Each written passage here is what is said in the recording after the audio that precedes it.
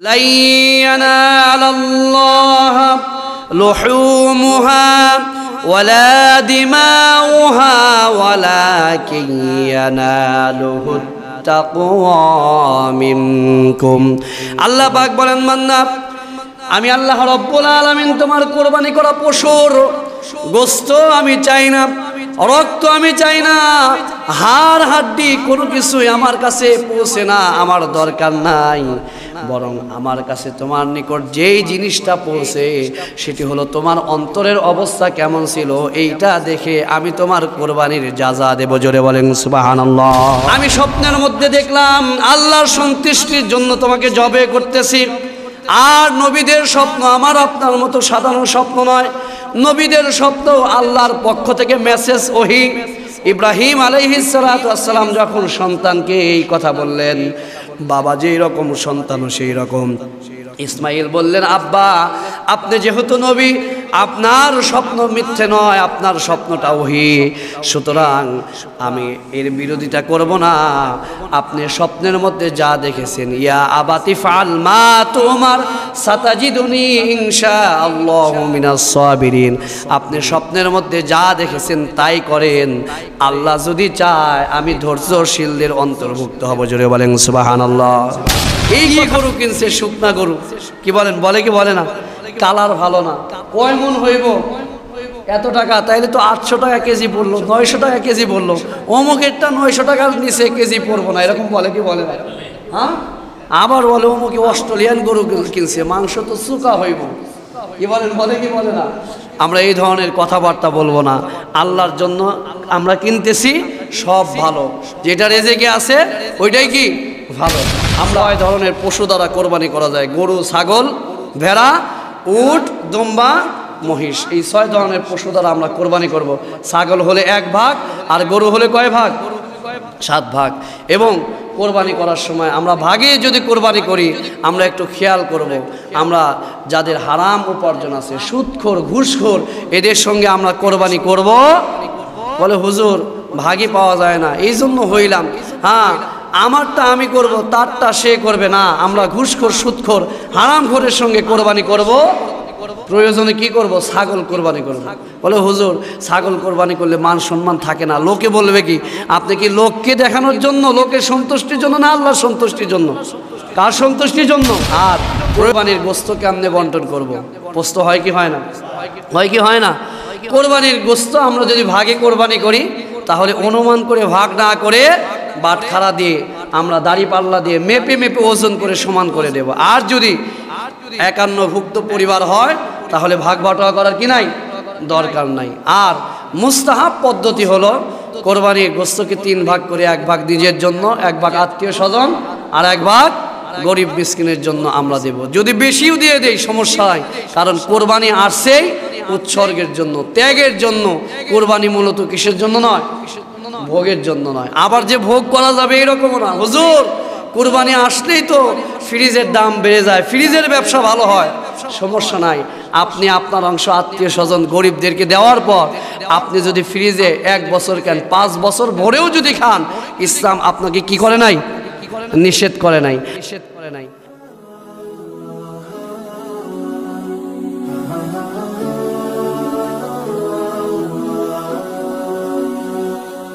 ঈদ শব্দের অর্থ হলো আনন্দ, উৎসব, খুশি। আর আদহা শব্দের অর্থ হলো কুরবানির জন্য জবাই করা পশু। এই জন্য ঈদুল আজহার অর্থ হলো কুরবানির ঈদ, কুরবানির আনন্দ। সাহাবায়ে কিরাম আল্লাহ রাসূল সাল্লাল্লাহু আলাইহি ওয়াসাল্লামকে প্রশ্ন করেছেন, মা হাযিহিল আদাহি ইয়া রাসূলুল্লাহ, হে আল্লাহ রাসূল, এই যে ঈদুল আজহা এইটা কি, এটা কিসের জন্য? আল্লাহ রাসূল সাল্লাল্লাহু আলাইহি ওয়াসাল্লাম বললেন, সুন্নাতা আবিকুম ইব্রাহিম, এটা হলো তোমাদের পিতা, মুসলিম জাতির পিতা হযরত ইব্রাহিম আলাইহিস সালাতু ওয়াস সালামের একটা সুন্নাহ। জোরে বলি সুবহানাল্লাহ। হযরত ইব্রাহিম আলাইহিস সালাতু ওয়াস সালাম নিজেকে মুসলিম বলে ঘোষণা করেছেন এবং নিজের সমস্ত ইচ্ছা চাহিদা সব কিছুকে আল্লাহর সামনে কোরবানি করে দিয়েছেন এবং জীবনের প্রত্যেকটা মুহূর্তে সব কিছু বিসর্জনের মাধ্যমে সে প্রমাণ করেছে আমি আমার নিজের জীবনকে বেশি ভালোবাসি না, আমার সন্তানকে বেশি ভালোবাসি না, আমার স্ত্রীকে কিছু আমি ভালোবাসি না, দুনিয়ার কোনো কিছুকে আমি ভালোবাসি না। সব কিছুর কুরবানির মাধ্যমে তিনি প্রমাণ করেছেন যে মাখলুক বান্দার দায়িত্ব হলো সব কিছুর বিনিময় হলেও আল্লাহর ভালোবাসাকে অর্জন করা। জোরে বলেন ঠিক কিনা? আল্লাহ রাব্বুল আলামিন এই শিক্ষাটাই দিয়েছেন। আল্লাহ পাক বলেন, কুল ইন্না সলাতি ওয়া নুসুকি ওয়া মাহইয়ায়া ওয়া মামাতি লিল্লাহি রাব্বিল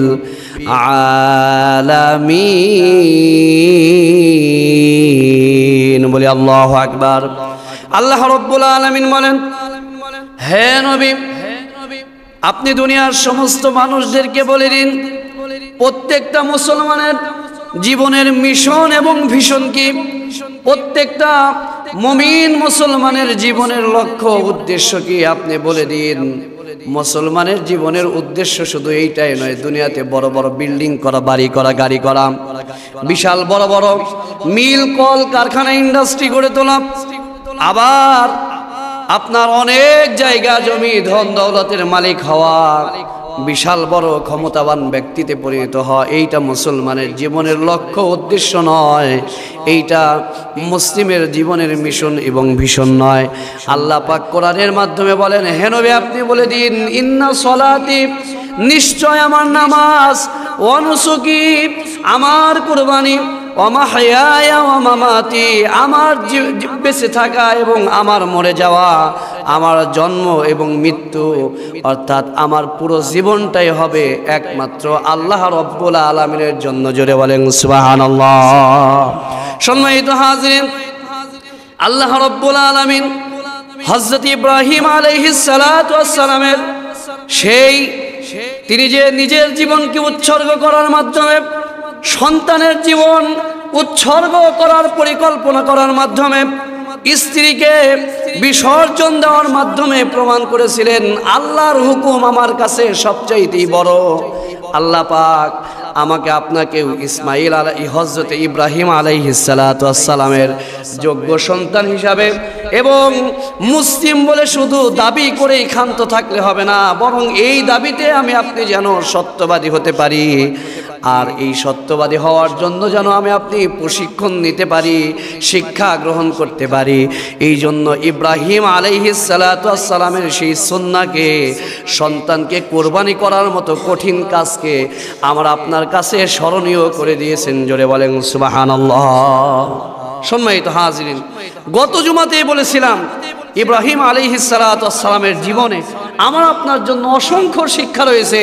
তার মধ্যে অন্যতম শিক্ষা হলো তিনি অন্ধ অনুসরণকারী ছিলেন, তিনি ছিলেন সত্য সন্ধানী। আর সত্য গ্রহণ করতে গিয়ে যদি তার পরিবারের বিরুদ্ধে যায়, সমাজের মত পথের বিরুদ্ধে যায়, কিন্তু তারপরেও আমার বাবা করতেছে, দাদা করতেছে, সমাজের লোক করতেছে, দেশের লোক করতেছে, সুতরাং আমি একা একা সত্য গ্রহণ করে বিপদে পড়ে কি লাভ? আমিও চোখ বন্ধ করে, দেখেও না দেখার ভান করে, শুনেও না শোনার ভান করে আমিও তাদের অন্ধ অনুসরণ করি। এইটা কোনো মুসলমানের, সচেতন মুসলমানের কাজ হতে পারে? যার কারণে হযরত ইব্রাহিম আলাইহিস সালাতু ওয়াস সালামের সমাজের মানুষরা ছিল মূর্তি পূজক। নিজ হাতে পাথর খোদাই করে, কাঠ খোদাই করে, তারপরে মাটি দিয়ে মূর্তি তৈরি করে বিপদে পড়লে সেই মূর্তির কাছে যেত বিপদ থেকে উদ্ধার হওয়ার জন্য। আবার অর্থনৈতিক মন্দা থেকে ব্যবসা বাণিজ্যে যেন লস না যায়, এই জন্য মূর্তির কাছে গিয়ে মাথা নত করত। রোগ শোক থেকে বাঁচার জন্য ওই সমাজের লোকেরা মূর্তির কাছে চাইতো। হযরত ইব্রাহিম আলাইহিস সালাতু ওয়াস সালামের আকল এইটা অ্যাকসেপ্ট করলো না। হযরত ইব্রাহিম আলাইহিস সালাতু ওয়াস সালাম চিন্তা করতে লাগলেন, মানুষ নিজ হাতে মূর্তি তৈরি করলো, নিজ হাতে তৈরি করা মূর্তি কখনো যে তৈরি করলো তার রব হতে পারে না। যেই মূর্তির সামনে খাবার দিলে, পূজার জিনিস দিলে ওর মধ্যে মাছি পড়ে, মশা পড়ে, ওই খাবার যদি আপনার বিড়ালে খায়, কুকুরে খায়, মূর্তির নাকের ডগায় শরীরের মধ্যে মশা মাছি পড়লে যেই মূর্তি তাড়াতে পারে না, ওই মূর্তি আশরাফুল মাখলুকাত মানুষকে বিপদ আপদ থেকে কোনো সময় মুক্ত করতে পারে না। জোরে বলেন সুবহানাল্লাহ। সুতরাং হযরত ইব্রাহিম আলাইহিস সালাতু ওয়াস সালাম তার বাবাকে বলল, হে বাবা, আমি আপনাকে এবং আপনার সম্প্রদায়কে, এই জাতিকে অন্ধকারের মধ্যে নিমজ্জিত দেখতে পাচ্ছি, আমি আপনাদের অনুসরণ করতে পারি। তিনি সত্য সন্ধান করতে লাগলেন আসলে রবকে। তিনি রাত্রিবেলায় তারকা দেখলেন, জল জল করে জ্বলতেছিল, ভাবলেন এই তারকাই হয়তো আমার রব। ফালাম্মা আফালা, যখন এই তারকা ডুবে গেল, তিনি বললেন, ইন্নী লা উহিব্বুল আফিলিন, ডুবে যাওয়া বস্তু কিছু সময় আছে, কিছু সময় নাই।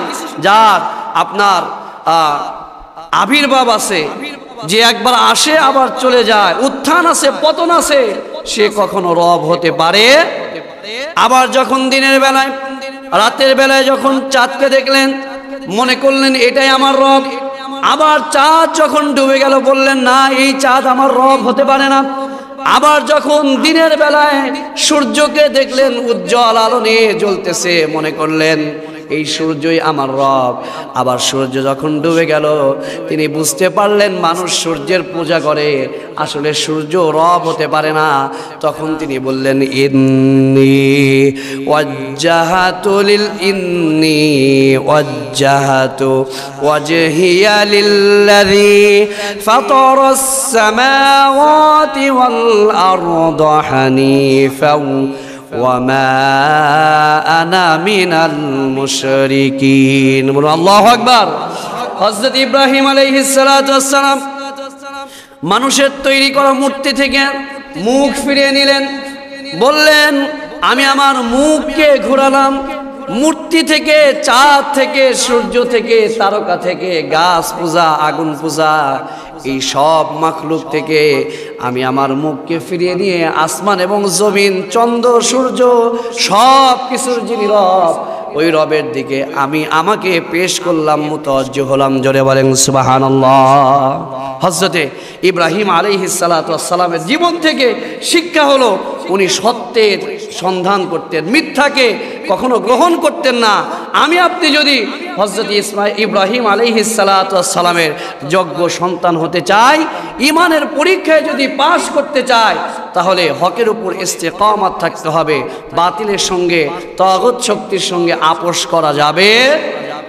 এতে হক কথা বলার জন্য যদি আমার আপনার জীবন চলে যায়, ফাঁসির কাস্টে চড়তে হয়, শুলে চড়তে হয়, দেশান্তর হতে হয়, স্ত্রী, সন্তান, সন্ততি এদেরকে যদি হারাতেও হয়, বাড়িঘর যদি ছাড়তে হয়, তারপরেও বাতিলের সঙ্গে, তাগুতের সঙ্গে, খোদাদ্রোহী শক্তির সঙ্গে আপোষ করা যাবে।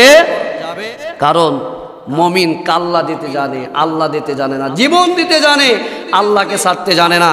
মুমিন জীবন দিয়ে প্রমাণ করতে চায় আমি আল্লাহকে ভালোবাসি। জোরে বলুন ঠিক কিনা? আর একটা ঘটনা আমরা সকলেই জানি, আল্লাহর নবী হযরত ইব্রাহিম আলাইহিস সালাতু ওয়াস সালাম, ওই সময়ের ক্ষমতায় ছিল নমরুদ। নমরুদ যখন নিজেকে রব বলে দাবি করেছিল, হযরত ইব্রাহিম আলাইহিস সালাতু ওয়াস সালাম বললেন, ও নমরুদ, তুমি তো আসলে রব নও, রব তো তুমি রব্বিয়াল্লাযী ইউহয়ী ওয়া ইউমীত, তিনি তো রব হওয়ার ক্ষমতা রাখেন, যিনি জীবন দিতে পারেন, মৃত্যু দিতে পারেন, তিনি রব। তুমি যে মানুষদেরকে, প্রজাদেরকে তওয়ান কারহান, ইচ্ছায় অনিচ্ছায় বিভিন্নভাবে তাদের সামনে মিথ্যা রব, মিথ্যা খোদা সেজে বসে আছো, তুমি তো রব নও, খালেক নও, তুমি তো মাখলুক। হযরতে ইব্রাহিম আলাইহিস সালাতু ওয়াস সালাম যখন বলল এই কথা, নমরুদ বলল, আমি কি পারি না আর তোমার রব এমন কি পারে? তোমার রবের মধ্যে এমন কি গুণ আছে যা আমার মধ্যে নাই?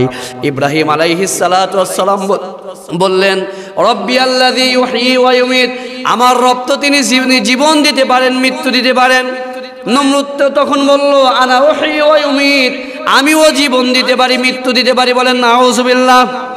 নমরুদ একজন নিরপরাধ মানুষকে ধরে নিয়ে এসে তার মৃত্যুদণ্ড দিয়ে বলল, দেখো আমি এই যে মানুষের মৃত্যু দিতে পারি, আবার একজন আপনার ফাঁসির দণ্ডাদেশপ্রাপ্ত আসামিকে মুক্ত করে দিয়ে ছেড়ে দিয়ে বলল, দেখো আমি জীবন দিতে পারি।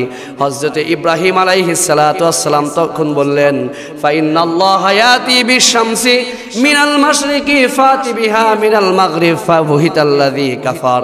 ইব্রাহিম আলাইহিস সালাতু ওয়াস সালাম বললেন, তুমি যদি রব হয়েই থাকো, আমার রব প্রত্যেক দিন পূর্ব গগন থেকে সূর্য উঠিয়ে পশ্চিমে ডুবায়, তুমি যদি রব হয়ে থাকো, আমার আল্লাহর নিয়মের ব্যত্যয় ঘটিয়ে পরিবর্তন ঘটিয়ে একদিন পশ্চিম দিক থেকে সূর্য উঠায়া পূর্ব দিকে ডুবায়া দাও। জোরে বলেন সুবহানাল্লাহ। নমরুদ পারবে? ফাবুহিতাল্লাযী কাফার। নমরুদ হতভম্ব হয়ে গেল, নিরুপায় হয়ে গেল। তখন যুক্তিতে না পেরে ইব্রাহিম আলাইহিস সালাতু ওয়াস সালামকে হত্যা করার জন্য অগ্নিকুণ্ড নির্মাণ করে অগ্নির মধ্যে নিক্ষেপ করেছিল। কিন্তু নমরুদের আগুন আল্লাহর একনিষ্ঠ গোলাম হযরত ইব্রাহিমের একটা চুল কি পোড়াতে সক্ষম হয়েছিল? কি বলেন হয়েছিল? আল্লাহর নবী হযরত ইব্রাহিম খলিলুল্লাহকে অগ্নিকুণ্ডের মধ্যে নিক্ষেপ করা হবে। জিবরাইল এসে বলতেছে, ও নবী ইব্রাহিম, আমার কাছে আপনি বলেন, আমি আমার যেই বিশাল পাখা আছে এই পাখা দিয়ে নমরুদের আগুন নিভিয়ে দেই। মিকাইল বলতেছে, তারপরে ইসরাফিল বলতেছে, আমাকে বলেন আমি নমরুদের আগুন নিভিয়ে দেই। আল্লাহর নবী হযরত ইব্রাহিম আলাইহিস সালাতু ওয়াস সালাম বললেন, আমি এমন কোন রবের ইবাদত করি না যে রবের বান্দা আগুনের মধ্যে পড়ে মারা যাবে আর রব দেখবে না, এমন কোন রবের ইবাদত আমি করি না। আর আমার রব অবশ্যই দেখতেছেন। আল্লাহ পাক যদি চান আমাকে আগুনে পুড়িয়ে ছাই করে দিতে, যদি আল্লাহ পাক চান, তাহলে আমি একবার কেন, আল্লাহ পাক যদি আমাকে 100 বার হায়াত দেন, 100 বার নমরুদের আগুনের মধ্যে পুড়ে আমি প্রমাণ করতে চাই আমি নিজের জীবনের চাইতেও আল্লাহকে ভালোবাসি। জোরে বলেন সুবহানাল্লাহ। হযরত ইব্রাহিম আলাইহিস সালাতু ওয়াস সালামকে যখন অগ্নিকুণ্ডের মধ্যে নিক্ষেপ করা হলো, আল্লাহ পাক আগুনের উপর 144 জারি করলেন। আল্লাহ পাক হুকুম করলেন, কুল্লা ইয়া নারু কুনি বারদান ওয়া সালামান আলা ইব্রাহিম। বলে আল্লাহু আকবার। আল্লাহ পাক আগুনকে হুকুম করলেন, আগুন, নমরুদ হলো আমার শত্রু, ইসলাম বিদ্বেষী, আর ইব্রাহিম হলো আমার বন্ধু, আমার খলিল। খবরদার, আমার বন্ধু আজকে হক কথা বলার কারণে, তাগুদের বিরুদ্ধে বলার কারণে আজকে তাকে অগ্নিকুণ্ডের মধ্যে নিক্ষেপ করা হচ্ছে। তুমি আমার বন্ধুর জন্য শুধু ঠান্ডা হয় না, বরং শান্তিদায়ক ঠান্ডায় পরিণত হয়ে যাও। ইব্রাহিম আলাইহিস সালাতু ওয়াস সালাম আগুনের মধ্যে তাকে ফেলা হলো, কিন্তু আগুন তাকে পোড়াতে পারে। নমরুদ বিশাল বড় মঞ্চ তৈরি করে তার মন্ত্রী পরিষদ নিয়ে এই দৃশ্য দেখতেছিল, আর রাগে ক্ষোভে আগুনকে ভৎসনা করে বলতেছিল, আগুন, তোমার দাহ্য শক্তি কি হলো? আমার শত্রুকে তুমি তাড়াতাড়ি জ্বালিয়ে পুড়ে ছারখার করো না কেন? তোমার কি জ্বালানোর শক্তি হারিয়ে গেল? আল্লাহ পাক আগুনের জবান খুলে দিলেন। আগুন বলল, নমরুদ, আমার শক্তি সম্পর্কে তোমার যদি সন্দেহ থাকে তুমি আসো, দেখো তোমাকে মুহূর্তের মধ্যে আমি পুড়িয়ে ছারখার করে দেব। কিন্তু ইব্রাহিম যার গোলাম, আমিও তার গোলাম। আল্লাহর হুকুম হয়েছে ইব্রাহিমের একটা পশমও আমি পোড়ানোর ক্ষমতা আমার। কারণ আগুন কার কথা শোনে? পানির মধ্যে কার হুকুম চলে? লিল্লাহি মা ফিস সামাওয়াতি ওয়া মা ফিল আরদ। আসমান এবং জমিনের মধ্যে যা কিছু আছে সব কিছু কার হুকুমে চলে? সম্মানিত হাজিরিন, তাহলে ইব্রাহিম আলাইহিস সালাতু ওয়াস সালামের জীবনী থেকে আমার আপনার জন্য দ্বিতীয় শিক্ষা হলো, নিজের জীবন যদি চলে যায়, জান যদি চলে যায়, তারপরেও জীবন দিতে মুসলমান রাজি থাকবে, জান দিতে প্রস্তুত থাকতে হবে, কিন্তু তারপরেও আল্লাহর হুকুমের বিরুদ্ধে যাওয়া যাবে না। হকের উপর থাকতে গিয়ে যদি আমার সমাজ আমার উপর অসন্তুষ্ট হোক, কারণ আমি সমাজের সন্তুষ্টি চাই না, আল্লাহর সন্তুষ্টি চাই। কার? আমার পরিবার যদি আমার উপর নারাজ হয়ে যায়, যা কিছু আসে না। আমার দলের লোক যদি আমার উপর মন খারাপ করে, কিছু আসে যায় না। আমার নেতা নেত্রী যদি আমার উপর মন খারাপ করে তাতেও কিছু আসে যায় না, কারণ একজন মুসলমানের লক্ষ্য উদ্দেশ্য তার পরিবার, তার সমাজ, রাষ্ট্র, নেতা নেত্রীকে সন্তুষ্ট করা নয়। একজন মুসলমানের মিশন এবং ভিশন হলো আল্লাহর সন্তুষ্টি অর্জন করা। জোরে বলেন ঠিক কিনা? সম্মানিত হাজির, তারপরে হযরত ইব্রাহিম আলাইহিস সালাতু ওয়াস সালাম বৃদ্ধ হয়ে যাচ্ছে, কিন্তু তারপরেও সন্তান হচ্ছে না।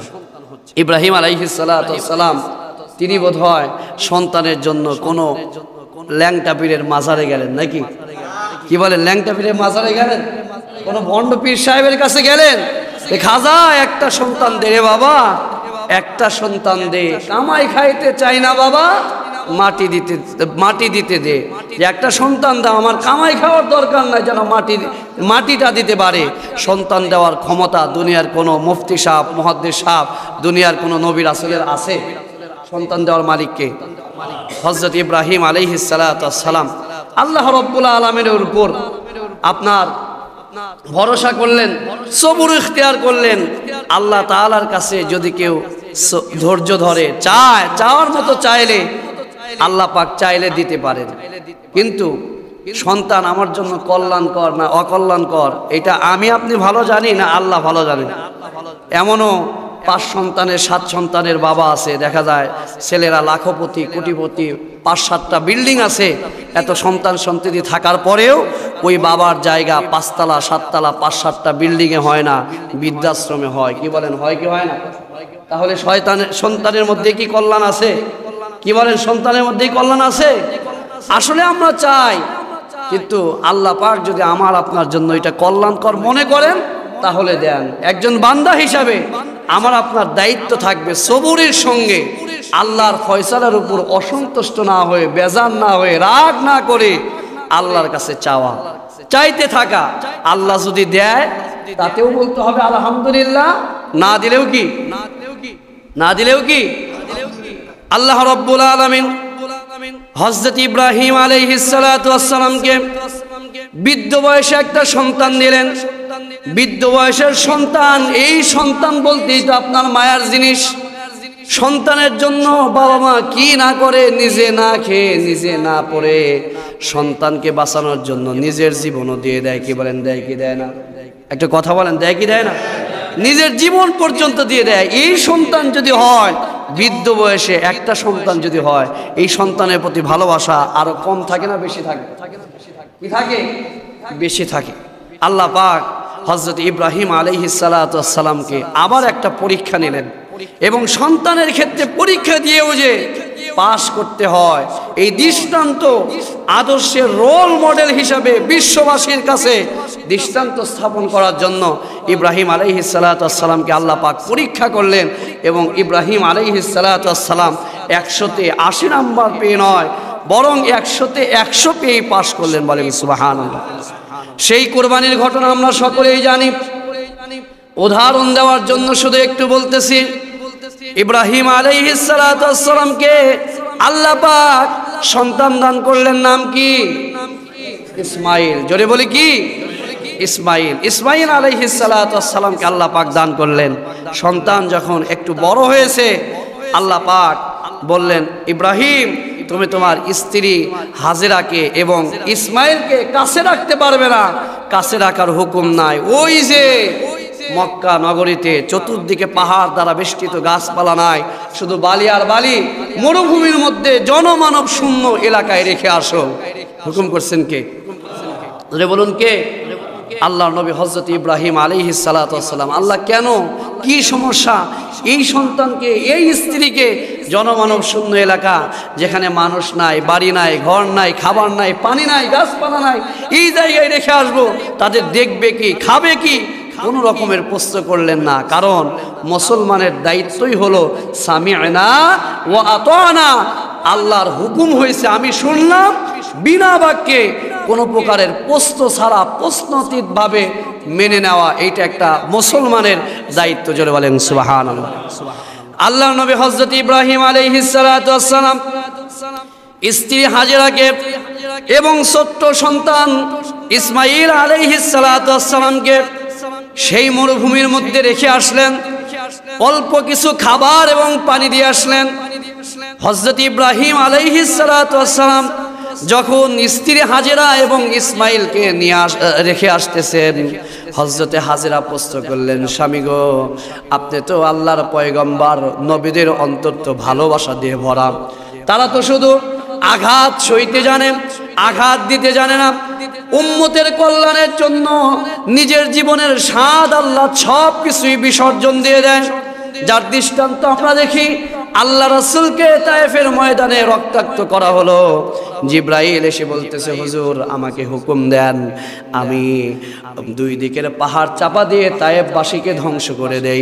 আল্লাহ রাসূল রক্তাক্ত অবস্থায় রক্ত মোছেন আর দোয়া করেন, আল্লাহ আমার সম্প্রদায় বুঝতে পারে নাই, তুমি ওদেরকে আসমান এবং জমিনের গজব দিয়া ধ্বংস করে দিও না। জোরে বলেন সুবহানাল্লাহ।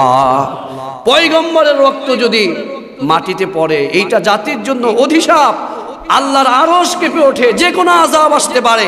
আল্লাহ পাক ভূমি উল্টিয়ে দিতে পারেন, অতিবৃষ্টি, অনাবৃষ্টি, মহামারী, তারপরে পাথর বর্ষণের মাধ্যমে জাতিকে ধ্বংস করে দিতে পারেন। আল্লাহ রাসূল তায়েফের ময়দানে রক্ত মোছেন আর দোয়া করেন, আল্লাহ আপনি যদি রাগ করে ওদেরকে ধ্বংস করে দেন, ঈমান আনবে কি? আমি তাওহীদের দাওয়াত দেব কাদের কাছে? আল্লাহ ওরা বুঝতে পারে না, ওদেরকে ধ্বংস করে দেন না, ওদেরকে মাফ করে দেন। জোরে বলেন সুবহানাল্লাহ। উহুদের ময়দানে যাদের কল্যাণের জন্য দাওয়াত দিলেন, তারা দান্নান মোবারক শহীদ করে দিলেন। আল্লাহ রাসূল বেহুশ হয়ে গেলেন, তারপরেও কি আল্লাহ রাসূল বদদুয়া করেছেন? কি বলেন, বদদুয়া করছেন? হযরত ইব্রাহিম আলাইহিস সালাতু ওয়াস সালামকে বিবি হাজেরা বলতেছে, স্বামী হ্যাঁ, নবীদের অন্তর তো আল্লাহ সালামের পায়ের নিচ দিয়ে পানির ফোয়ারা, পানির ঝর্ণা বের হয়েছে। বলেন সুবহানাল্লাহ। পানি গড়ে যায়, পাথর নিয়ে এসে এইরকম বান্দা দিলেন, ব্যারিকেড দিলেন, আর বললেন জম জম, অর্থাৎ থাম থাম, পানি থাম, এই পানি অনেক মূল্যবান পানি, এই পানি জীবন বাঁচাতে পারে। তাহলে আল্লাহ ওমাইয়া তাওয়াক্কালা আলাল্লাহি ফাহুয়া হাসবুহু, যেই ব্যক্তি দুনিয়ার কোনো কারো উপর ভরসা না করে আল্লাহর উপর ভরসা করে, আল্লাহ পাক তার জন্য যথেষ্ট হয়ে যান। মরুভূমির মধ্যে হাজেরার জন্য পানির ব্যবস্থা করছে কি করে নাই? কি বলেন, করছে কি করে নাই? হযরত ইব্রাহিম আলাইহিস সালাতু ওয়াস সালাম আমার আপনার জন্য আদর্শ। উনি প্রমাণ করেছেন আল্লাহর ভালোবাসার চাইতে স্ত্রীর ভালোবাসা বেশি হতে পারে। কি বলেন, পারে কি? এখন স্ত্রী যদি বলে, বেপরদা হয়ে বলে যে এই যে কোরবানির ঈদ আসতেছে, কত মানুষ মার্কেটে যাচ্ছে, চলো আমাকে একটু মার্কেটে নিয়ে যাও, কি বলেন, যাওয়া যাবে? বেপরদা অবস্থায় স্ত্রীকে, মেয়েকে নিয়ে মার্কেটে যাওয়া যাবে? স্ত্রী যদি হারাম কোনো কিছু দাবি করে, সন্তান যদি হারাম কোনো কিছু দাবি করে, তাহলে সন্তান, স্ত্রী, সমাজের মানুষের মন রক্ষার্থে করা যাবে? রক্ষা করতে হবে কার মন?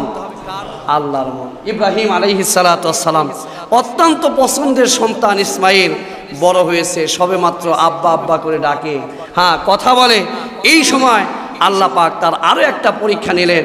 ইব্রাহিম আলাইহিস সালাতু ওয়াস সালামকে আল্লাহ পাক স্বপ্ন দেখালেন, ইব্রাহিম আমাকে যদি ভালোবাসো তাহলে আমার সন্তুষ্টির জন্য তোমার কলিজার টুকরা ইসমাইলকে কোরবানি করো। জোরে বলেন সুবহানাল্লাহ। আমরা কিছু ইতিহাস শুনেছি যে ইব্রাহিম আলাইহিস সালাম স্বপ্ন দেখলেন, পরের দিন উট কুরবানি করলেন, দুম্বা কুরবানি করলেন, বুঝতে পারেন নাই, পরে বুঝতে পারলেন প্রিয় বস্তু বলতে সন্তান না। আসলে বিষয়টা এইরকম নয়, আয়াতের মধ্যেই বোঝা যায় আল্লাহ পাক ইসমাইলকে কোরবানির কথাই বলেছেন। জোরে বলেন সুবহানাল্লাহ। আল্লাহ পাক বলেন, ইসমাইল আলাইহিস সালাতু ওয়াস সালাম যখন একটু বড় হয়েছেন, হাঁটতে শিখেছেন, আল্লাহ পাক হযরত ইব্রাহিম আলাইহিস সালাতু ওয়াস সালামকে স্বপ্ন দেখালেন। বললেন, ইব্রাহিম আলাইহিস সালাম সকালবেলা ঘুম থেকে উঠে বলতেছেন, ইয়া বুনাইয়া ইন্নী আরা ফিল মানামি আন্নী আযবাহুকা ফানজুর মাযা তারা। বলে আল্লাহু আকবার। হযরত ইব্রাহিম খলিলুল্লাহ সন্তান ইসমাইলকে ডেকে বললেন, ও কলিজার টুকরা সন্তান, আমি স্বপ্নের মধ্যে দেখলাম আল্লাহর সন্তুষ্টির জন্য তোমাকে জবে করতেছি। আর নবীদের স্বপ্ন আমার আপনার মতো সাধারণ স্বপ্ন নয়, নবীদের স্বপ্ন আল্লাহর পক্ষ থেকে মেসেজ, ওহী। ইব্রাহিম আলাইহিস সালাতু ওয়াস সালাম যখন সন্তানকে এই কথা বললেন, বাবা যেই রকম সন্তানও সেই রকম। ইসমাইল বললেন, আব্বা আপনি যেহেতু নবী, আপনার স্বপ্ন মিথ্যে নয়, আপনার স্বপ্নটা ওহী। সুতরাং আমি এর বিরোধিতা করব না। আপনি স্বপ্নের মধ্যে যা দেখেছেন, ইয়া আবাতি ফাল মা তুমার সাতাজিদুনি ইনশাআল্লাহু মিনাস সাবিরিন, আপনি স্বপ্নের মধ্যে যা দেখেছেন তাই করেন। আল্লাহ যদি চায় আমি ধৈর্যশীলদের অন্তর্ভুক্ত হব। জোরে বলেন সুবহানাল্লাহ। এই কথার মধ্যেও শিক্ষা আছে। মুমিন প্রত্যেকটা কাজ করতে, প্রত্যেকটা কাজের ক্ষেত্রে ভরসা করবে কার উপর? ইনশাআল্লাহ। তিনি বলছেন আল্লাহ যদি চায় নিজের গলার উপর দিয়ে ছুরি চলবে, নিজের জীবন উৎসর্গ করা। এটা কঠিন কাজ, এটা করা সহজ নয়। আমি যে বলবো যে হ্যাঁ এটা আমি করব না, আল্লাহ যদি না চায় করা সম্ভব। টাকা থাকলেই হাজির হওয়া যায় না।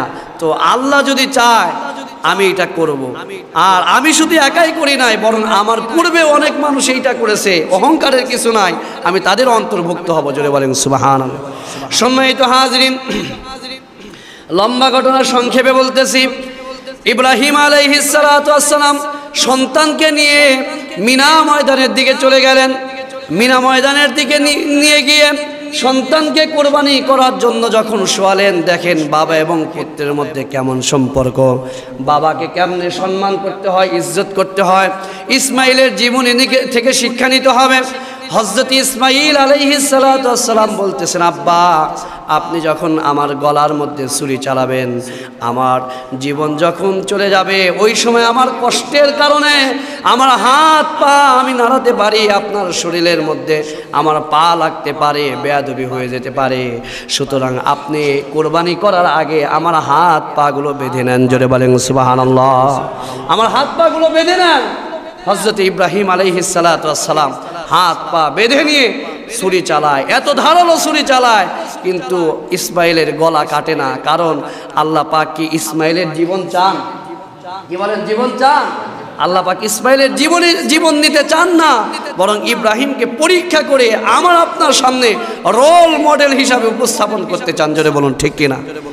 যখন আপনার গলা কাটে না, ইসমাইল বলতেছে, আব্বা আমার মনে হয় আপনি আমার হাত পা বেঁধেছেন। আল্লাহ পাক বোধহয় মনে করতেছেন যে ইসমাইল কুরবানি হতে চায় না, বাবা জোর করে হাত পা বেঁধে কুরবানি করতে চাচ্ছে। এই জন্য বোধহয় মনে যদি না চায়, মনের জোরের উপরে কোনো কিছু হয় না, আল্লাহ বোধহয় কুরবানি কবুল করছে না। আমার হাত পা আপনি খুলে দেন। ইব্রাহিম আলাইহিস সালাম হাত পা খুলে দিলেন, তারপরেও কুরবানি হয় না। এবার হযরত ইব্রাহিম আলাইহিস সালাতু ওয়াস সালাম আপনার জোর করে যখন আল্লাহু আকবার বলে ছুরি চালিয়ে দিয়েছেন, আল্লাহ পাক জিব্রাইলকে ডাক দিয়ে বললেন, জিব্রাইল আমার ইব্রাহিম পাশ করেছে, যাও যাও জান্নাত থেকে একটি দুম্বা নিয়ে গিয়ে ইব্রাহিমের চাকুর নিচে, ছুরির নিচে ধরো, আর ইসমাইলকে তুমি সরিয়ে নাও। আমরা এই যে 9 তারিখ থেকে আইয়ামে তাশরিকের দিন আসতেছে, আমাদেরকে তাকবীর পড়তে হবে প্রত্যেক ফরজ সালাতের পর। 9 তারিখ 9 জিলহজ ফজর থেকে নিয়ে 13 জিলহজ আসর পর্যন্ত 23 ওয়াক্তে ফরজ নামাজের পর আমাদেরকে তাকবীর পড়তে হবে। আল্লাহু আকবার, আল্লাহু আকবার, লা ইলাহা ইল্লাল্লাহু, আল্লাহু আকবার, আল্লাহু আকবার, ওয়ালিল্লাহিল হামদ। এটা পড়া ওয়াজিব। আমরা মসজিদে পড়ব, বাড়িতে আমাদের যে সমস্ত মহিলারা আছে এদেরকেও পড়তে বলবো। এই জায়গায় 3 ব্যক্তির কথা আছে। হযরতে জিব্রাইল যখন দুম্বা নিয়ে এসে দেখলেন, হায় রে হায়, আল্লাহ সন্তুষ্টির জন্য বাবা হয়ে সন্তানের গলায় ছুরি চালায়, তখন হযরতে জিব্রাইল এই আশ্চর্যজনক বিষয় দেখে বললেন, আল্লাহু আকবার, আল্লাহু আকবার। আর হযরত ইব্রাহিম চোখ খুলে যখন দেখলেন যে রক্ত তো বের হলো, দেখি কার, চোখ খুলে দেখলেন সন্তান ইসমাইল পাশে দাঁড়িয়ে আছে, দুম্বা কুরবানি হয়ে আছে। এই দৃশ্য দেখে তিনি প্রশংসা করে বললেন, আল্লাহু আকবার, আল্লাহ লা ইলাহা ইল্লাল্লাহু, আল্লাহু আকবার। আল্লাহর তাওহীদের ঘোষণা দিলেন এবং আল্লাহর বরত্বের প্রশংসা করলেন। বলেন সুবহানাল্লাহ। আর ইসমাইল আলাইহিস সালাতু ওয়াস সালাম আল্লাহ কুরবানি কবুল করেছেন, দুম্বা কুরবানি হয়ে গেছে। এই জন্য তিনি বলেন, আল্লাহু আকবার, ওয়ালিল্লাহিল হামদ। আল্লাহ মহান, আর প্রশংসা কার জন্য? এই হলো কুরবানির ইতিহাস। এর মধ্যে আরো একটা শিক্ষা আছে। ইসমাইল আলাইহিস সালাতু ওয়াস সালামকে নিয়ে যখন নবী ইব্রাহিম আলাইহিস সালাতু ওয়াস সালাম যাচ্ছেন, শয়তান বারবার ধোঁকা দিচ্ছে, ইসমাইল তোমার আব্বা কিন্তু তোমাকে জবাই করার জন্য নিয়ে যাচ্ছে, খবরদার যেও না, তোমার জীবন কিন্তু আজকে শেষ হয়ে যাবে। ওই সময় ইব্রাহিম আলাইহিস সালাতু ওয়াস সালাম, ইসমাইল আলাইহিস সালাতু ওয়াস সালাম শয়তানের ধোঁকা থেকে বাঁচার জন্য শয়তানকে কি নিক্ষেপ করলো? পাথর নিক্ষেপ করছেন। কি নিক্ষেপ করছেন? এখান থেকে বোঝা যায় ভালো কাজ করতে গেলে বাধা দেয় কে? শয়তান। শয়তান। আমরা ভালো কাজ করি, আল্লাহর সন্তুষ্ট অর্জন করি, জান্নাতে যাই, এটা শয়তান চায় না। এই জন্য আল্লাহ পাক শয়তানকে যেন আমরা বন্ধুরূপে গ্রহণ না করি। ওয়ালা তাত্তাবিউ খুতুওয়াতিশ শাইতান ইন্নাহু লাকুম আদুউম মুবিন।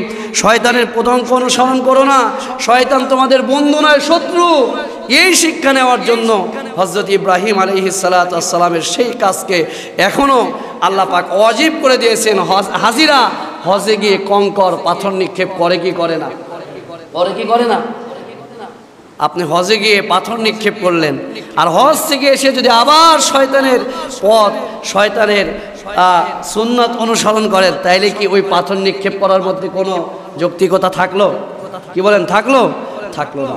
সম্মানিত হাজিরিন, সময় সংক্ষেপ, একটু মাসআলা মাসাইল নিয়ে আলোচনা করি। 2-4 মিনিট বেশি হলে সমস্যা আছে নাকি? সমস্যা আছে? সম্মানিত হাজিরিন, এই কোরবানির উদ্দেশ্য হলো ভোগে শান্তি নাই। কিসের মধ্যে শান্তি? বলুন, কিসের মধ্যে শান্তি? কোরবানি আল্লাহ পাক প্রতীকী হিসাবে পশু করে দিলেন কিসের জন্য? আমার আপনার মধ্যে যে আত্ম অহংকার, হ্যাঁ, মানুষকে হত্যা করার মতো স্বভাব, পশুত্ব স্বভাব আছে, কোরবানির সময় পশু জবাই করার সময় আমার আপনার মধ্যে যে পশুত্বমূলক স্বভাবগুলো আছে, পশুত্ব সুলভ স্বভাবগুলোকে আমরা কোরবানি করে দিয়ে আমরা সত্যিকার খাঁটি মানুষ হয়ে যাব। এইটাই হলো কোরবানির শিক্ষা। জোরে বলুন ঠিক কিনা? আর আল্লাহ রাব্বুল আলামিন কোরবানি সম্পর্কে বলেন, লা ইয়ানালাল্লাহ লুহুমুহা ওয়ালা দিমাউহা ওয়ালাকিন ইয়ানালুহুত তাকওয়া মিনকুম। আল্লাহ পাক বলেন, বান্দা, আমি আল্লাহ রাব্বুল আলামিন তোমার কোরবানি করা পশুর গোশত আমি চাই না, রক্ত আমি চাই না, হাড় হাড্ডি কোনো কিছুই আমার কাছে পৌঁছে না, আমার দরকার নাই। বরং আমার কাছে তোমার নিকট যেই জিনিসটা পৌঁছে সেটি হলো তোমার অন্তরের অবস্থা কেমন ছিল, এইটা দেখে আমি তোমার কোরবানির যাজা দেব। জোরে বলেন সুবহানাল্লাহ। এই জন্য আমার আপনার কোরবানি হতে হবে অনলি ফর লিল্লাহ, একমাত্র আল্লাহর জন্য হতে হবে। কারণ যে ইবাদতের মধ্যে গায়রুল্লাহ, আল্লাহ ছাড়া অন্য কাউকে খুশি করার নিয়ত থাকে, ওই ইবাদত আল্লাহ পাক কবুল করেন। অনেক মানুষ আছে বলে, হুজুর ব্যবসা বাণিজ্যের যে অবস্থা, দেশের যে অবস্থা, আমি তো পারি না, ছেলে মেয়েও ছাড়ে না, করবো কি? প্রত্যেক বছর কোরবানি দেই, এইবার যদি না করি ঈদের দিন আমার সন্তান কার গরুর পাশে গিয়ে দাঁড়াবে? পারলাম না। সন্তানের মুখের দিকে তাকায় ওদের মুখে হাসি ফুটানোর জন্য একটা কিনছি। বলে কি বলে না? একটু কথা বলেন। তাহলে সন্তুষ্টি কি আল্লাহ না সন্তান সন্ততি? যদি বলেন কার? আবার বলে, হুজুর প্রত্যেক বছর কোরবানি করি, এই বছর যদি না করি সমাজের মানুষ বলবে কি? বন্ধুদের কাছে জবাব দেব কি? নতুন আত্মীয়তা করছি, বিয়ান আত্মীয় স্বজন আসবে, এদেরকে যদি কোরবানির মাংস খাওয়াইতে না পারি, মান সম্মান থাকবে? এই জন্য কিস্তি করে হলে অনেকে কোরবানি করে, আছে না নাই? সুদের কিস্তি করে কোরবানি করে, এই রকমের পাবলিক আছে না নাই? না, কোরবানি করতে হবে কিসের, কার জন্য? হাদিস শরীফের মধ্যে এসেছে, আল্লাহ রাসূল সাল্লাল্লাহু আলাইহি ওয়াসাল্লাম বলেন, ইন্নামাল আমালু বিন্নিয়াত। বান্দার প্রত্যেকটা কাজের প্রতিদান, কাজের যাজা নির্ভর করে নিয়াতের উপর।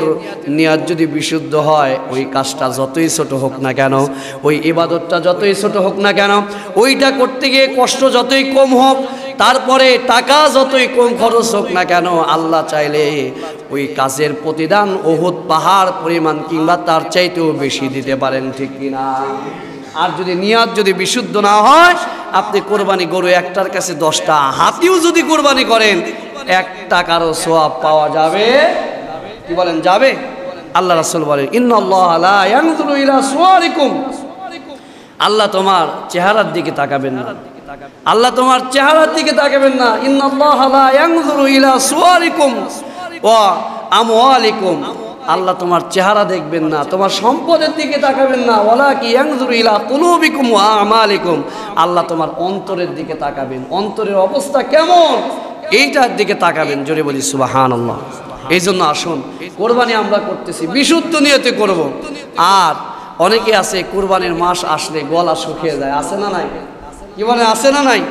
হুজুর কি যে করি, আসলে আপনার সামর্থ্য আছে না নাই এটা কে জানে? বলে চোখে তেল লাগায় কাঁদনা করে, এরকমের মানুষ আছে না নাই? হ্যাঁ, আমাকে একজন বলতেছে, হুজুর এই যে রোজার ঈদের সময় এক একজন 5 ভাগ 10 ভাগ 15 ভাগ দিয়ে আপনার ভাগা নিতেছে কোরবানি। আপনার রোজার ঈদের সময় যখন গরু জবাই করা হয় 5 ভাগ 10 ভাগ নেয়, তো এই 5-10 হাজার টাকা দিয়ে 15,000 টাকা দিয়ে কোরবানি করলে পারে কি পারে না? করে না। তাইলে কি এইটা সওয়াবের নিয়ত না গোশত খাওয়ার নিয়ত? সম্মানিত হাজির, এই জন্য কোরবানিকে আমরা বিশুদ্ধ করব এবং কোনো প্রকারের আমরা খোরা যুক্তি উপস্থাপন করব না। আল্লাহ কিন্তু জানে। কি বলেন, জানে কি জানে না? সাহাবায়ে কিরামগণ প্রশ্ন করলেন, ফামা লানা ফিহি ইয়া রাসূলুল্লাহ, হে আল্লাহ রাসূল এই কোরবানির মধ্যে আমাদের জন্য কি লাভ? আল্লাহ রাসূল বললেন, বিকুল্লি শাআরিন হাসানা, এই কোরবানি করার মাধ্যমে প্রত্যেকটা পশুর প্রত্যেকটা লোমের বিনিময়ে আল্লাহ তোমাকে সওয়াব দেবেন। জোরে বলেন সুবহানাল্লাহ। 6 ধরনের পশু দ্বারা কোরবানি করা যায়, গরু, ছাগল, ভেড়া, উট, দুম্বা, মহিষ। এই 6 ধরনের পশু দ্বারা আমরা কোরবানি করব। ছাগল হলে 1 ভাগ, আর গরু হলে কয় ভাগ? 7 ভাগ। এবং কোরবানি করার সময় আমরা ভাগে যদি কোরবানি করি, আমরা একটু খেয়াল করব, আমরা যাদের হারাম উপার্জন আছে, সুদখোর, ঘুষখোর, এদের সঙ্গে আমরা কোরবানি করব। বলে হুজুর ভাগে পাওয়া যায় না, এই জন্য হইলাম। হ্যাঁ, আমারটা আমি করব, তারটা সে করবে না। আমরা ঘুষখোর, সুদখোর, হারামখোরের সঙ্গে কোরবানি করব। প্রয়োজনে কি করব? ছাগল কোরবানি করব। বলে হুজুর ছাগল কোরবানি করলে মান সম্মান থাকে না, লোকে বলবে কি? আপনি কি লোককে দেখানোর জন্য, লোকের সন্তুষ্টির জন্য না আল্লাহর সন্তুষ্টির জন্য? কার সন্তুষ্টির জন্য? প্রয়োজনে যদি নামাজি লোক না পাওয়া যায়, কারণ আগে আসছে কোরবানির কথা না আগে নামাজের কথা? বলে ইন্না সলাতি অনুসুকি, আমার নামাজ আমার কোরবানি। আজকে সমাজে অনেক কোরবানি দেওয়ার লোক পাওয়া যায়, কিন্তু নামাজি পাওয়া যায়। এই জন্য আবার বললেন না হুজুর নামাজ না পড়লে কোরবানি দেওয়া যাবে না, কোরবানি দিলাম না। আল্লাহ নামাজের কথাও বলছে, কোরবানির কথাও বলছে। আপনার মধ্যে কোরবানি আছে আলহামদুলিল্লাহ, এখন নামাজটা পড়লেই আপনি জাইয়েদ জিদ্দা পূর্ণাঙ্গ হয়ে গেলেন। জোরে বলুন ঠিক কিনা? এই জন্য আমরা নামাজ আদায় করব নামাজি মানুষের সঙ্গে, এবং হালাল ইনকাম যারা করে, নেককার পরহেজগার মানুষ, এদের সঙ্গে আমরা কোরবানি করব। এই কোরবানির পশুকে আল্লাহ পাক হাসরের ময়দানে সুন্দর করে সাজায়া আমরা যখন কবর থেকে উঠব, এই কোরবানির পশুর পিঠে উঠায়া আমাদেরকে হাসরের ময়দানে নিয়ে যাবেন। জোরে বলেন সুবহানাল্লাহ। আর কোরবানির গোশত কেমনে বন্টন করব? প্রশ্ন হয় কি হয় না? হয় কি হয় না? কোরবানির গোশত আমরা যদি ভাগে কোরবানি করি, তাহলে অনুমান করে ভাগ না করে বাটখারা দিয়ে আমরা দাড়ি পাল্লা দিয়ে মেপে মেপে ওজন করে সমান করে দেব। আর যদি 51ভুক্ত পরিবার হয়, তাহলে ভাগ বাটোয়া করার কি নাই? দরকার নাই। আর মুস্তাহাব পদ্ধতি হলো কোরবানির গোশতকে 3 ভাগ করে 1 ভাগ নিজের জন্য, 1 ভাগ আত্মীয় স্বজন, আর 1 ভাগ গরিব মিসকিনের জন্য আমরা দেব। যদি বেশিও দিয়ে দেই সমস্যা হয়, কারণ কোরবানি আসছেই উৎসর্গের জন্য, ত্যাগের জন্য। কোরবানি মূলত কিসের জন্য নয়? ভোগের জন্য নয়। আবার যে ভোগ করা যাবে এরকম না। হুজুর কোরবানি আসলেই তো ফ্রিজের দাম বেড়ে যায়, ফ্রিজের ব্যবসা ভালো হয়। সমস্যা নাই, আপনি আপনার অংশ আত্মীয় স্বজন গরিবদেরকে দেওয়ার পর আপনি যদি ফ্রিজে 1 বছর কেন 5 বছর ভরেও যদি খান, ইসলাম আপনাকে কি করে নাই? নিষেধ করে নাই। আপনি আপনার অংশ কয় বছর ভরে খাবেন সেটা আপনার বিষয়। যদি আপনি গরিব মিসকিন অন্যদের হক দিয়ে দেন, সমস্যা নাই, ঠিক কিনা? সম্মানিত হাজরিন, আমরা কোরবানি করব। কোরবানি আল্লাহ রাব্বুল আলামিন ওয়াজিব করেছেন। আল্লাহ রাসূল বলেন, মান কানা লাহু সাআতুন ফালাম ইয়াদহি ফালা ইয়াকরুবান্না মুসাল্লানা। আল্লাহ পাক যেই মানুষটাকে কোরবানি করার শক্তি সামর্থ্য দিয়েছেন, কিন্তু তারপরেও যদি কৃপণতা করে কোরবানি না করে, সে যেন আমার মুসল্লায় না আসে, ঈদগাহ মাঠে আসার তার কোনো দরকার। কারণ এই ঈদটাই কিসের ঈদ? একটু কথা বলেন, কিসের ঈদ? তাহলে আল্লাহ রাসূল কত ভর্ৎসনা করছেন, তার ঈদগাহে আসার দরকার নাই। সুতরাং আমরা কেউ কোরবানি করার ক্ষেত্রে কৃপণতা করব না। এখন বলা হয় যে কোরবানি কার উপর ওয়াজিব, প্রশ্ন হতে পারে কি পারে না? রাগ করতেছেন? সময় একটু বেশি লাগতেছে, সমস্যা? যে কোরবানি কার উপর ওয়াজিব? কোরবানি ওয়াজিব হওয়ার ক্ষেত্রে মাসআলা হলো সাহেবে নিসাব হতে হবে। কি হতে হবে? সাহেবে নিসাব। যার কাছে 52.5 ভরি রূপা অথবা 7.5 ভরি স্বর্ণের আপনার সমপরিমাণ টাকা আছে।